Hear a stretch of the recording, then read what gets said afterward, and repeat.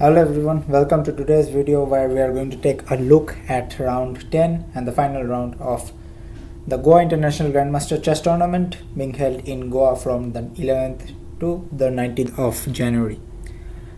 In the last round I was playing against Sri Sai Baswanth P. He's a 2160 rated player from I think Andhra Pradesh. While starting his games I thought okay, he's not some underrated 2100 and I thought I can beat him. I decided to go for the Alapin because he's always playing the e4 c5 e6 and time on of kind of or 4 knights kind of structures, and I played bishop c4 d6 d4, pretty standard stuff. Bishop e7, castles, rook e1. So the main line here is actually queen e2, and after b6 there's two moves, queen e4 and rook d1, but I decided to go for rook e1. Just something I came up over the board, and after b6 I played knight c3, bc3, bishop knight bd7. I was expecting him to play bishop a6, which I think might have been the better choice, but he played knight bd7, bishop f4, takes, bishop b7, and here there was an interesting idea for me. That's knight x7, rook f7, bishop f7, bishop e6, sorry, and there's a pin. I'm going to get the rook on f7, but I am having to leave give two pieces for it, but I have two pawns for that, and which is considered to be a fair trade, but black has this bishop pair, and thus I wasn't so sure about this position. And after knight f6 I actually missed the move queen e2, a very nice move actually. The idea is if black I'm threatening to play bishop takes f7 and then queen e6 check, and if something like bishop d5 then I can take anyways. King takes f7 is forced. If bishop f7 queen e7 is gg for black, and after king f7 there's c4, and after the bishop moves I have queen e6 check, and this is some great attack for me, of course, but it's not going to play so foolishly, of course. Something like queen f8, no, queen e8 makes sense, and after takes, queen e6, no, even this looks losing, right? If knight j, then just queen f5 check, queen a7 is coming next. If queen f7 then takes, and then queen h7 is winning, and if knight f6, of course rook takes c7 is winning, but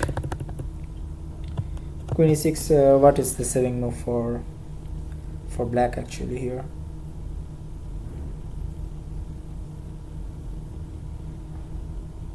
Also sure, but maybe knight d5, takes, if queen e6 check, king f8, yeah, queen f5 check, yeah, this seems fine for black.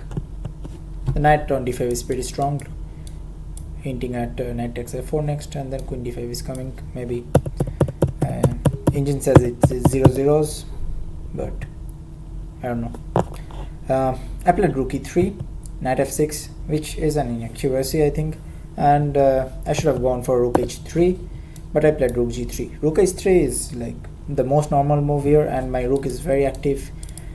Hitting the h7 pawn, I'll play bishop d3 next, try to go knight g4 and put more pressure on black's king side. Easy and simple, but I thought I'll go for rook g3 because I'm trying to go bishop h6 next and provoke g6 and weaknesses in black's dark squares, but I completely missed knight e4, rook h3, and now bishop g5 idea.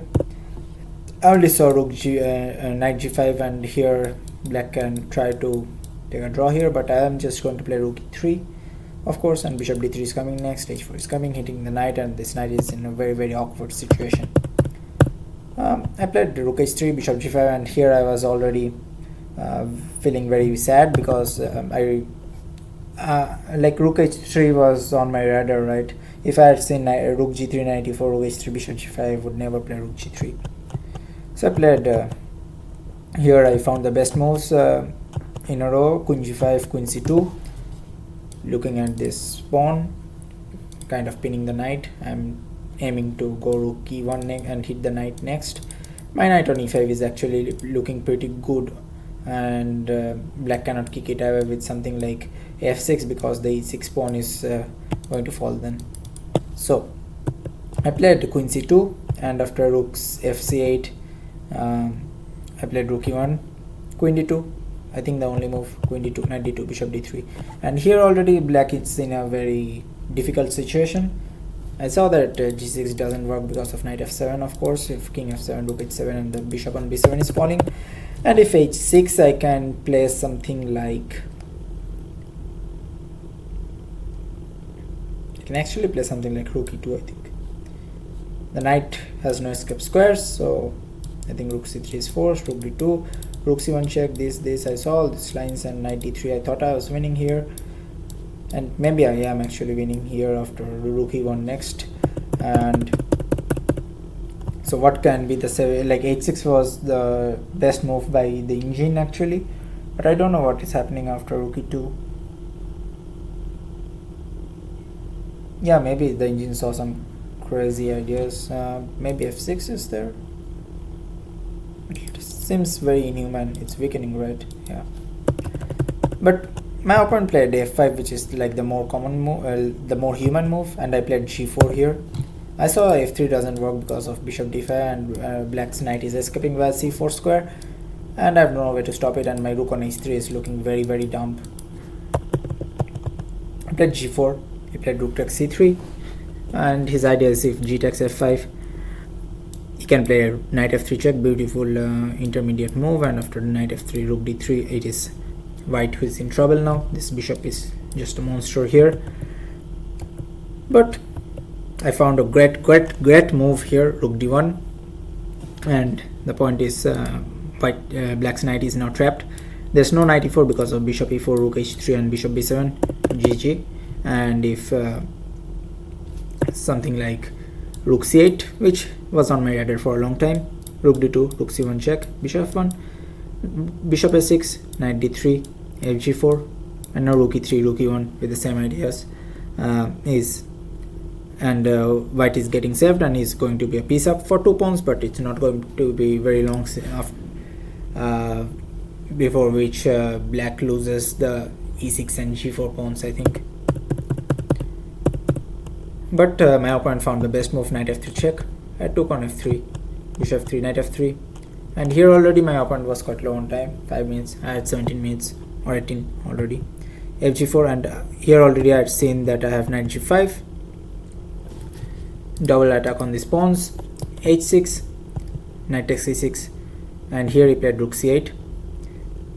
Idea is to go rook c1 and exchange of the rooks, after which in endgames the rook is more active and can be troublesome for a bishop and knight to help in promote the pawn, because black's king is also very near the pawn, and my king is not so active here.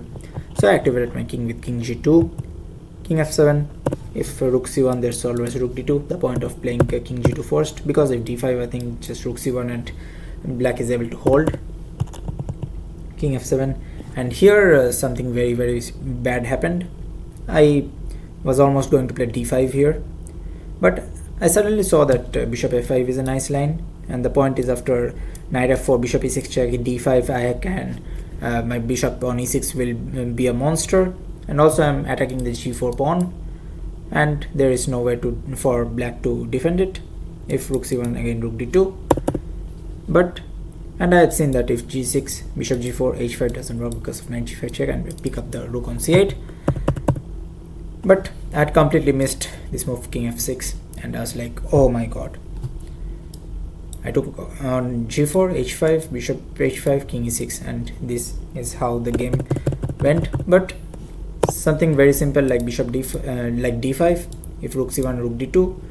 If rook e1, idea is to go rook c1 and then rook g1. Now bishop f5, and I pick up the pawn on g4 very, very easily. If h5, of course there's knight g5 and the rook is falling, and it's a pretty easy win for me.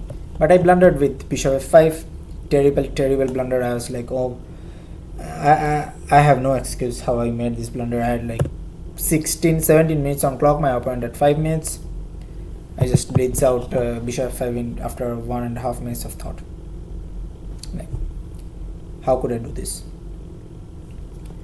King f6, bishop g4, h5, and this is how the game ended in a draw pretty quickly. Rook c4, and here I am in kind of some trouble because after king g3 there's rook d4, king d4, king f4, and if he just starts to push his pawns, he is the one who is kind of faster at promoting. Queen. This should have been a draw, but since I have this f pawn, of course, with an extra pawn which can move, the rook pawn is not drawing, because black can just do something like this and now bring his king up. Of course not king e5 because there's f4 check, but king d5, let's say f4. Oh, even not that is required, just queen g6, f4, queen f7, f5, queen f8 mate. So, like, of course I'm not going to exchange off the rooks, I will play rook e2, but yeah, and then pretty easy draw for white, but yeah, I messed up very badly here. Bishop f5 was just can't be explained. Yeah, so after all I came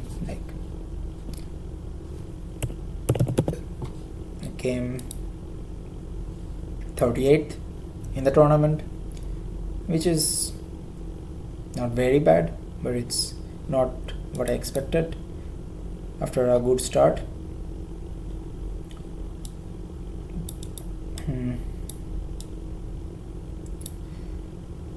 And lost quite a lot of rating points, 9. I was playing very good chess towards the start, but messed up in the end. Again, like, some problems with my discipline, my routine, and yeah, I'm hoping to fine-tune them in the future, and I'm sure I'll be coming back. My live rating is now like 2325, which is like I have decreased around 60 low points in the past few months, which is like horrible, but that's life. Ratings increase and decrease. It doesn't decrease so much though, but yeah, I'll come back for sure. And by the way, my very nice friend, good friend Ayush Sharma won the tournament. Played a very good tournament actually. He messed up in the 4th round against Russian IM, making a one move piece blunder, but credits to me. I took him to Baga Beach, had some party, and after the rest day, the last 5 rounds he won all of them. So, and last round especially he bet Sethu and also Mitravo, and that's quite nice. Huge congratulations to him, and of course credits to me.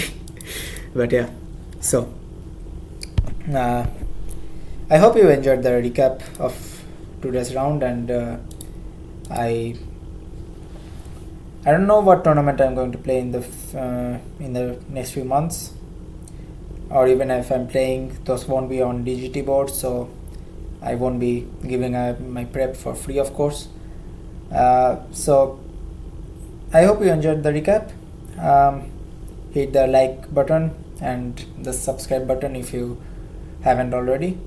So have a good night, day, evening, wherever you're from, and see you.